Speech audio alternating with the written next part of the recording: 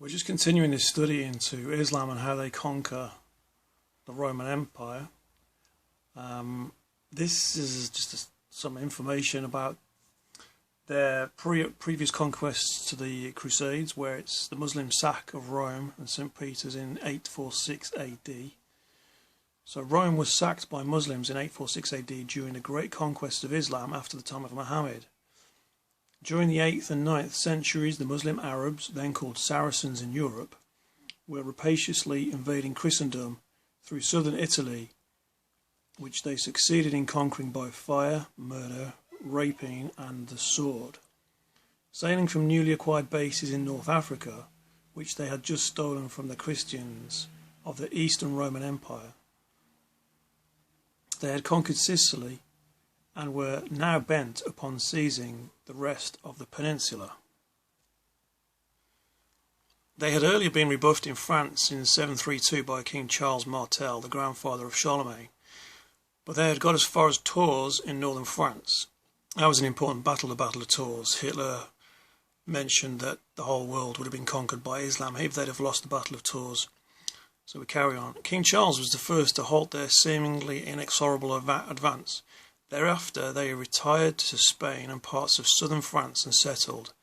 They retained their hold on what had been Catholic Visigothic Spain for the next 800 years.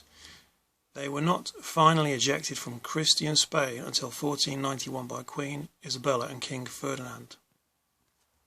This bit's interesting here. It says, by Quranic tradition, Islam makes its attempts to reconquer the world in the 7th or 8th decade of every century and does not stop until it is halted by force. When stopped, it generally lies low until the 7th or 8th decade of the next century, when it then makes another attempt at world domination. How then can it call itself a religion of peace? It does so because it means by peace the eventual peace that will, it says, be the consequence of the conquest of the world for Islam. In the meantime, however, it is war. Now I'm going to shift slightly, change the subject, but have this retain a relevance. This is a map of the barbarian invasions between the 6th and 10th centuries.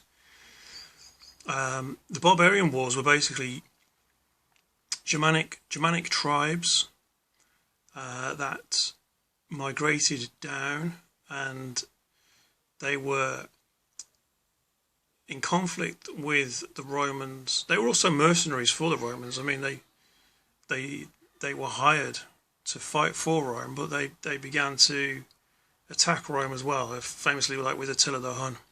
And also famously in 410, Alaric of the Visigoths sacked Rome. You can see the Visigoth kingdom here in southern Spain. But what started to happen was the barbarians started to encroach and actually migrate into Rome, so that Rome became populated with the German barbarians, as well as being attacked by them. Now, the reason I've switched to this is because there's a parallel with what Islam is actually doing within modern Europe. So if you look at this link here, just on the search engine, it says migration and integration of barbarians into the Roman Empire. It shows the migrations into the Roman Empire in antiquity. The migration of barbarian tribes contributed to the fall of the Western Roman Empire.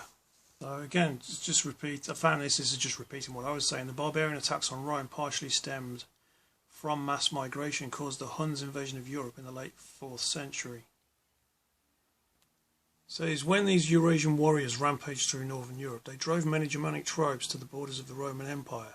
The Romans grudgingly allowed members of the Visigoth tribe to cross south of the Danube and into the safety of Roman territory, but they treated them with extreme cruelty. According to historian Marcellinus, Roman officials even forced the starving Goths to trade their children into slavery in exchange for dog meat.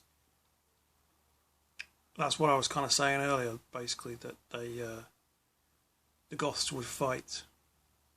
They were fed by Rome on dog meat, and they'll have their children as slaves. In brutalizing the Goths, the Romans created a dangerous enemy within their own borders.